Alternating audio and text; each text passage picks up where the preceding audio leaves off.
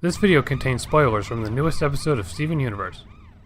Diamond Days continues with the newest episode, Familiar. I enjoyed this episode a lot more than the previous one. It had a lot of build-up like the previous one, but it has a bit more going on to help it feel like a standalone episode. Plus it has a song, which is always good. What really struck me about this episode was how it really reminded me of Adventure Time. A lot of the designs and the relaxed yet goofy nature of the whole scenario was very Adventure Time-esque. And oh, would you look at that? Tom Herpeck and Penn Ward worked on this episode. That certainly explains a lot. Interesting that Penn storyboarded this, because the last Adventure Time episode he storyboarded was a while before the finale of that show. These cute pebble people in Pink's room are super similar to the little villagers from the Adventure Time episode The Visitor. They're tiny, round, have noses kind of, and exist to help people. Also, both of these are really similar to Pikmin as well. Yellow's chamber looks really similar to Lemongrab's kingdom, and I think there's more to that than just the coloring. Plus these cute dudes on the wall just seem like something that would be right at home in Adventure Time. There's really nothing negative about this. It actually makes me super happy to see my favorite series directly inspire another great series. That aside, I love seeing more Homeworld and learning more about what the Diamonds do. It's really cute how they're so friendly with Steven now and they just sort of sit back and gossip about White Diamond to him.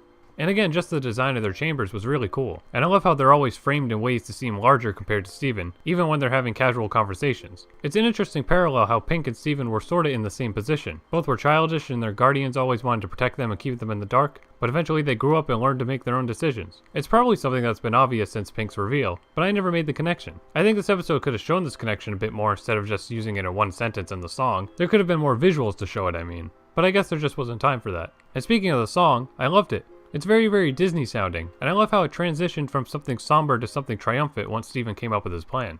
And that's about all I have to say about this episode.